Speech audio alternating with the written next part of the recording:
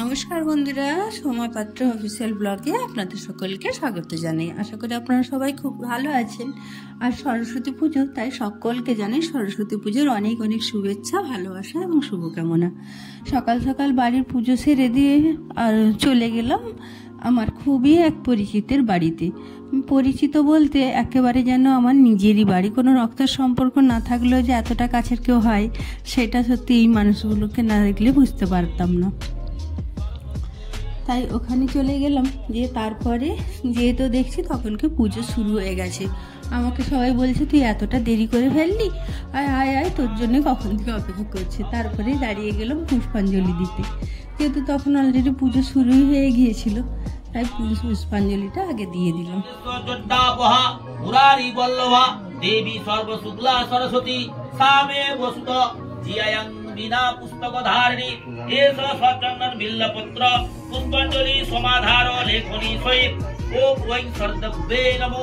জয় জয় দেবী চরাচর সারে মাতর মনবাসনা পূর্ণ কর্ম সর্বদাই সহায় ওম ওং ভাগবতামাসি ওম সর্বভায় নমো নন্দ মনবাসনা পূর্ণ কর্ম সহায় ওম সহায় ওম ওম জগৎময়ী জগৎদানি ওম মনবাসনা পূর্ণ কর্ম সর্বদাই সহায় ওম। আরতি শেষ হওয়ার পরে শুরু হলো হাতে খড়ির পর্ব। এটি বাচ্চাকে নিয়ে এসেছিল হাতে খড়ি দেওয়ার জন্য। আসলে এই দাদুদের বাড়িতে প্রত্যেক বছরই কোনো না কোনো বাচ্চার হাতে খড়ি হতেই থাকে।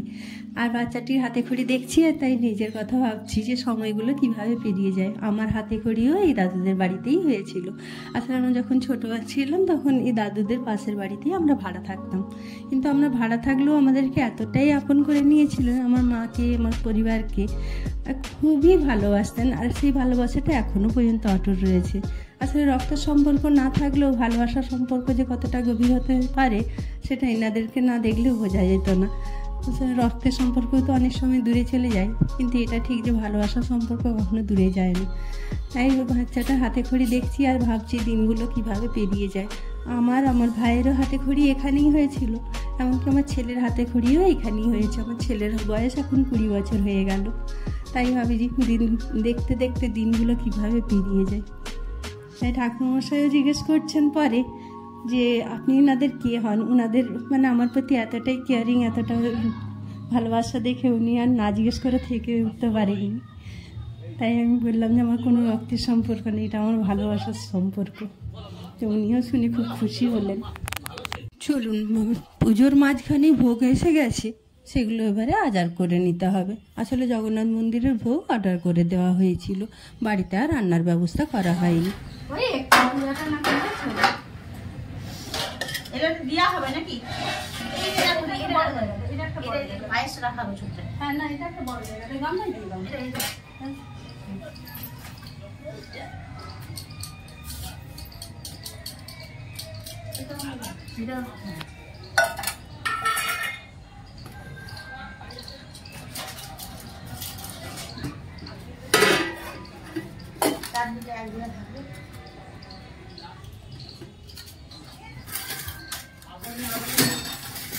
আমাদের এখানে জগন্নাথ মন্দিরে ভোগ পাওয়া যায়।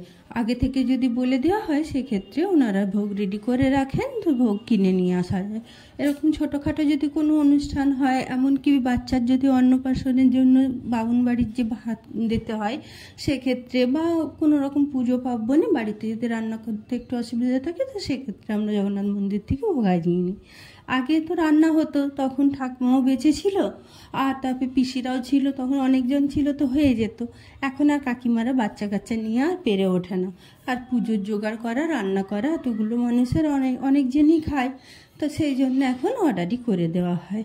আর পরিমাণটাও ওনারা বেশ অনেকখানিই দেন, আর অনেক কিছুই দেন। অন্নভোগ তো আছেই, আর তারপরে যে খিচুড়ি, পোলাও, 2 রকম তরকারি, চাটনি, পায়েস, আলু ভাজা বা পটল ভাজা, এরকম কিছু না কিছু ভাজা থাকেই, অনেক কিছুই থাকে। আমরা ওগুলো সব বাজার করে নিই। তারপরেই আবার গেলাম পুজোর কাছে যেয়ে দেখি তখন ঠাকুরমশাই আরতি শুরু করে দিয়েছেন। আরতি হচ্ছিল, আরতিটা দেখলাম, আর হচ্ছে তারপরে আবার হলো ভোগ। অনেকক্ষণ ধরে ঠাকুরমশাই পুজো করলেন, এত সুন্দর লাগছিল পুজোটা দেখতে। বসে বসে তো অনেকক্ষণ ধরে পুজোটা দেখলাম।